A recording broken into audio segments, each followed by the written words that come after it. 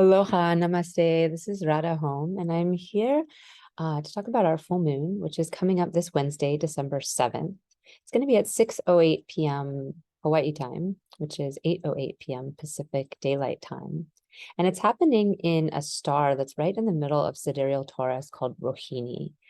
Rohini's main star from the Western perspective is Aldebaran. This is the red star. And Rohini means the blushing red maiden.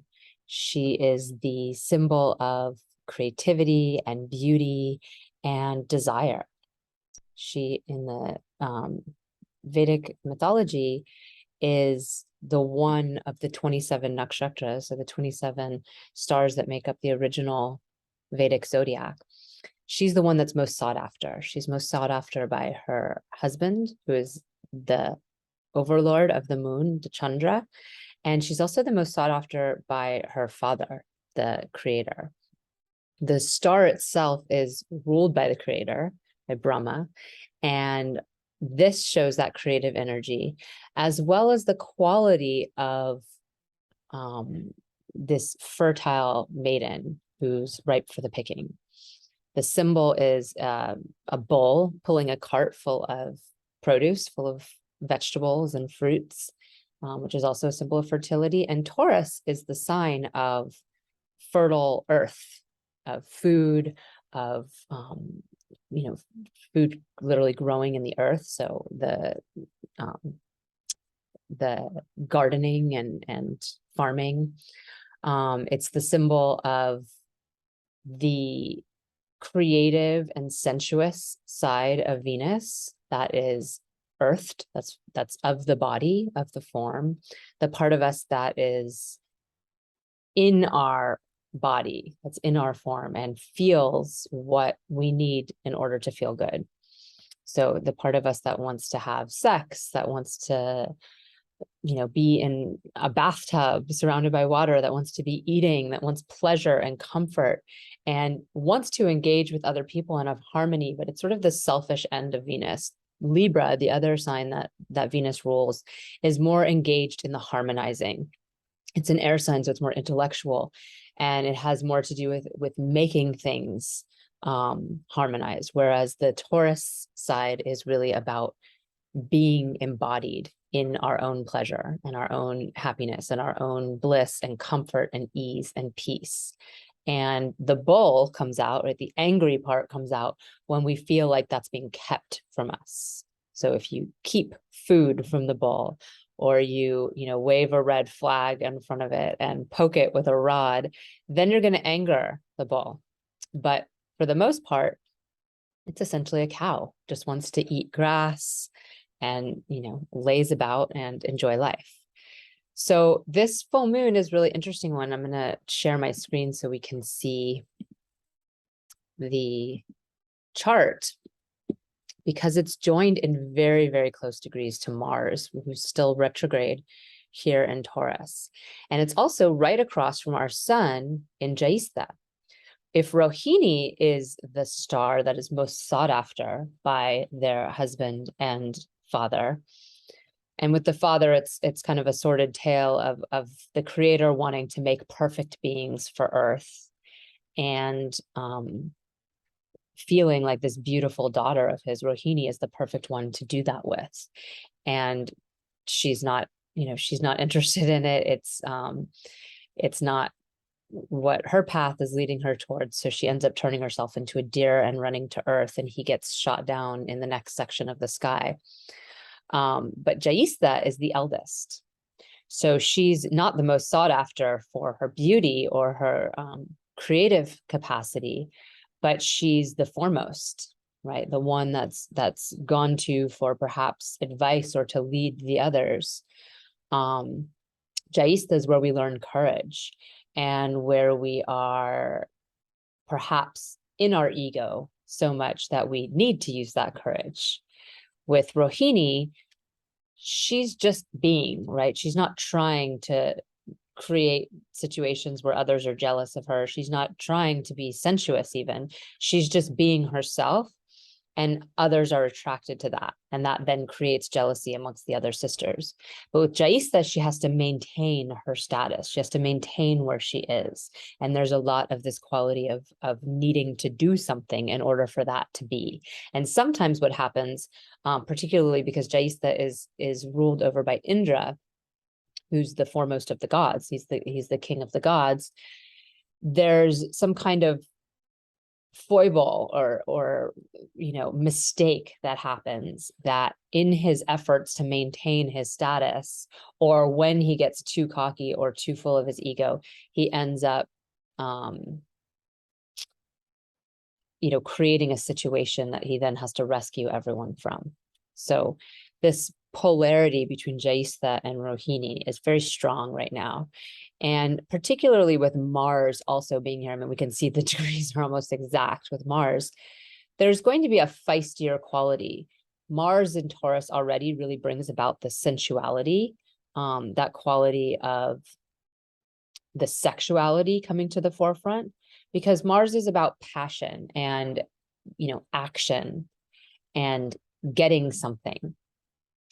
When Mars is in positive dignity, when he's in a sign that he's really operating intelligently through, we see that this is channeled into acts that strengthen ourselves, things that bring us discipline, things that bring us courage, things that increase our capacity to protect ourselves, either in form or emotionally. In a sign like Taurus, what happens is this energy gets channeled into the sensuous nature of Taurus, because it's more of a lazy sign. It's not a sign where we're really channeled and eager to strengthen ourselves or stick to a disciplined regular routine. And so the anger comes out in spurts, particularly when we feel like other people are keeping us from what we need to be doing, which is what happens when Mars's energy is not in strong dignity, is that we blame everyone else for our own lack of strength or our own lack of discipline, our own lack of courage. So having this in such close degrees here, we can see that some of our anger can come out, but because it's retrograde, it might not be so clear on the external stage. It might be more internalized, buildup of anger, buildup of resentment, and not necessarily manifesting in the outside world. Mars, is also then just not joined to the moon, but it's also giving drishti to the sun here. And Mars is the ruler of Scorpio, where the sun is. So he's offering some clarity, some of that courage and some of that fire and drive to encourage our sun to really shine light on our emotional shadows, on our fears, on the part of us that feels like we are so vulnerable that the only answer is to lash out first because someone else might hurt us. So this is actually very positive drishti, the Mars on the sun here. The cycle began in Scorpio. So it's a cycle that began focused on our fears, focused on, really, if we're on a true path, really highlighting for ourselves what fuels our fear, what fuels our shadows, and what are the things we feel suspicious about. If we're less on a path and we're more in the mindset of Scorpio that can become very blaming and very controlling, then we're on a path where we're seeing things bigger than they are. There's a little tiny insect in front of us and we're seeing it as this massive dragon that's going to kill us. So Mars can help bring some perspective into this with his drishti onto the sun.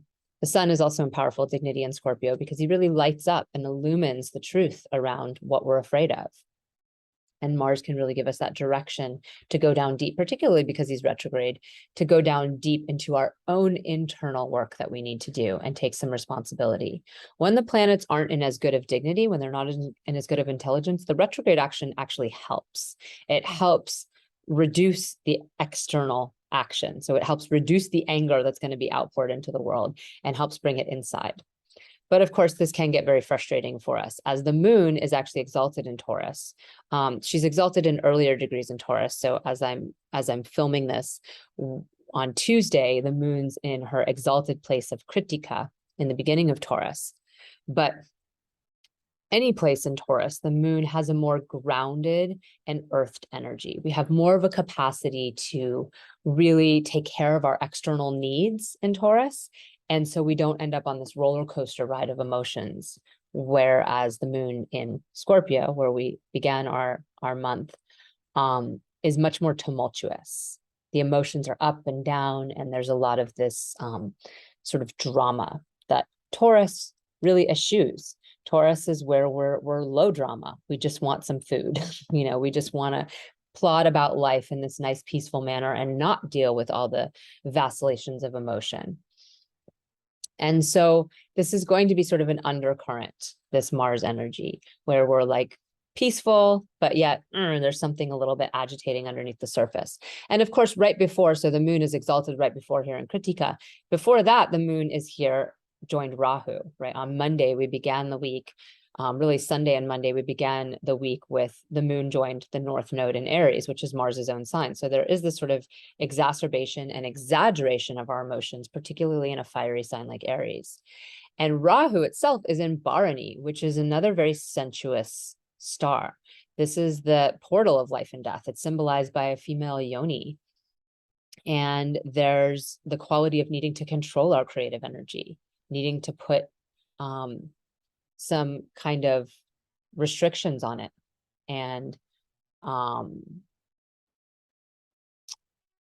having Rahu there, where we tend to be very dispersive and definitely send our energy out into the world, it can be very messy because we have a hard time. We're new wherever Rahu is. Rahu's that North Node that really brings us into new karma, and by making a lot of mistakes. It does that by making mistakes and by really exaggerating our obsessive quality. So we're really wanting that thing. We really want that creative energy. We really want to bring birth something into the world. And it can kind of spray out and not be contained. Whereas the very energy of this star is one of learning how to contain that energy. So it's a messy week leading up into the full moon. And it will dissipate as we move out of it, as we move the moon into Gemini, into the more intellectual realm. But we also have both of these two planets, Mercury. Now Venus just joined in on, I think on Monday, into Sagittarius. So we have both of them in this star called Mula, which is the root. And this can also be a very chaotic star. This is a star where we are uprooting old beliefs, uprooting ways of operating that don't work for us anymore. And it's very much right after Scorpio, right? Jayista and Mula make up what's called the Gandanta point. There's a break between the water signs and the fire signs where there's nothing bridging them. There's no nakshatra, there's no star that bridges them. While Jayista is this, courage and bravado, Mula is where we are realizing what didn't work in our relational way. Scorpio is also the end of the relational signs. If we look at the zodiac, this mandala of zodiac signs that we all have all of in each of our own personal charts, and at any given moment, they're all operating in their own way. There's just certain ones that are more highlighted due to where the planets are. But if we look at Aries as the beginning to Cancer, these are 4 signs that are about self. So I was talking about Taurus being about the Venus part of self-satisfaction, self-pleasure. What can I get out of the situation? Of course, I want to harmonize with you, because if I'm going to get pleasure, I'm going to need your cooperation. But the idea is more about the self. And then from Leo to Scorpio is about one-to-one relationships. And then from Sagittarius to Pisces is more universal, more about the greater society as a whole. So on this break from others to universal, we're recognizing what didn't work, what, different relational skills or practices we might have been employing from Libra that then we tried out in Scorpio, and yet the drama and trauma was still there. The fears were still there. Okay, what's the root of that? What's the root of that? Oh, beliefs, deeply rooted beliefs that we have. Sagittarius, particularly planets like Mercury and Venus, which are relational planets, do not operate very well in Sagittarius. And the reason they don't operate very well in Sagittarius is because we override what's actually happening. We have these big philosophies, we have these big ideals, we have these big opinions, but we are afraid to actually look at where they started, how they came to be. We believe something so strong, but why do we believe it? Everybody has a reason why they believe what they believe. There is a core reason, from the way you were raised, from maybe even, ancestral lineage that you're not even aware of, or past life energy that you're not aware of, to things that you've chosen to take in this life, different teachings, or, information, or politics, or art, or social norms that you've taken in this life. And some of them have been chosen and some of them have not. Some of them are just the world you were brought up in. We all have those things at the root of our belief systems. Nobody is exempt from that. Some of us choose to examine that, choose to examine the roots of why we believe what we believe. And that's what Mula helps us do. It helps us see why we are doing what we're doing and pull it up by the root so that we can replant something from that very basic place. Because if we continue to just trim the tops off of things, we're still growing the same thing. It's still coming from the same root. So particularly with Mercury and Venus, this can bring a lot of chaos. This can bring a lot of, even endings in relationships, or really, really intense conversations, things that are just uprooting what something was founded on. Because just like each of us as individuals have our foundational belief systems, our relationships with other people also have these foundations, right? We started under an agreement of some sort. We came to some agreements, and maybe one party or both wasn't speaking fully from their own truth because they wanted the relationship so bad. Maybe one party or both is shifting and changing and evolving in how they view the world or what they believe. And so these agreements need to also shift and change. Mars is giving drishti one way, 8-house drishti, a one-way drishti that just Mars gives to these planets. And it is pretty far degrees. He's at 2156, but he's retrograde. So particularly Mercury here is getting that squeeze in where Mercury is moving forward, and Mercury is a pretty fast moving planet, as is Venus, and Mars is moving into it. So we might find that there's also some anger that comes here. And what are these deep-rooted beliefs and opinions going to have to do with? Well, you're going to bet that there's going to be something to do with this Rohini Jaistha axis, right? Something about young women, the way women are treated, the way women are treated as sex objects, the protective vibration of Jaistha mixed in with the innocent nature of Rohini. And how do we protect that innocence? Do we turn Rohini into Jaistha so that she's defending? Or do we allow Rohini to remain in her innocence and radiance, and instead trust that the more dominating or stronger elements will naturally want to protect her innocence, naturally want to protect that which is beautiful and young? And so this is, we're at a crux in our world of how much we want to all turn into really fighting entities where we're against everything, or where we want to learn to have more trust and learn to bring everybody and everything into the folds of humanity, as opposed to this sort of excluding of certain energies and demonizing them. Because what happens then is we do end up in this really Scorpion territory where there's these like mutated dragons in the shadow that are never being given a seat at the table. And so they're never being evolved into the greater picture. And that also mutates those who are in the right or coming from a good place, because they end up having to take over that extra energy that's being stuffed down in the shadows. So this is a real moment in time for all of us collectively where we can make some big choices on what beliefs we want to uproot, and where do those beliefs come from? Where did they get founded from? And were they built on solid foundations that we want to continue?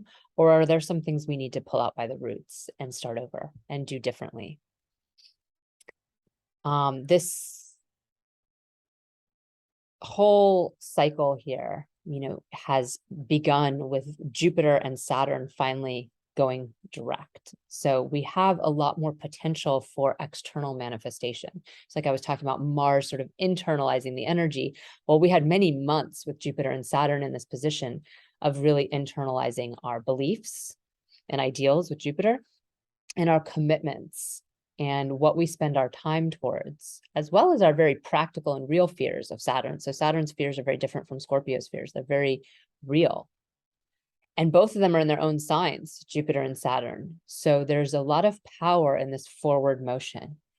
We have a lot of potential to really make good choices as to what we want to commit to, particularly because Saturn has been in this place in Capricorn for so long, since January of 2020. And we've all been through this huge ride since that time, where we've gone back and forth with this energy of what our fears are, what is appropriate fear, and our own personal relationship with death and with life. Because, we're every day moving closer to our own death. And if we spend all of our days mitigating that, then we're also choosing not to live, right? Which is a lot of what came up in Saturn and Capricorn. So January, we'll have Saturn move into Aquarius, his other sign, more movable, more air, more potential to use our mind, our intellect, to create something new and different with our energy, rather than just staying stuck in the physical realm and in the fear. And Jupiter for now is still in Pisces, and will eventually move into Aries as well a little bit later in the new year. And we'll see some real fire under our beliefs and under our ideals. And so right now is a time when we really can reflect upon what's working and what's not working. And one of the best ways to do that is to just sit with ourselves and our feelings and really allow this moment in time where we've had so much come up over the past few months to really settle in our nervous system, to really settle in our body, Taurus, and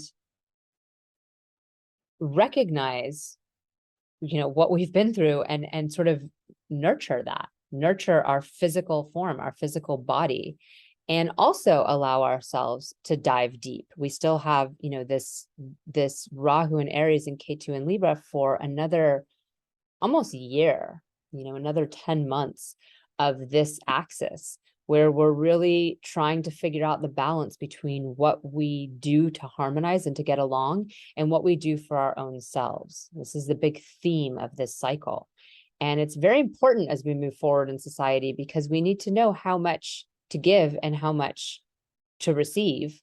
And we also need to know where the line is, where we're being a good person by compromising, or where we're actually not being a good person by compromising, where we're actually choosing to get along at the sacrifice of future generations or our own future self, and how we can better strengthen ourselves so that we don't vacillate or fold so easily when faced with the fear of somebody else not liking us.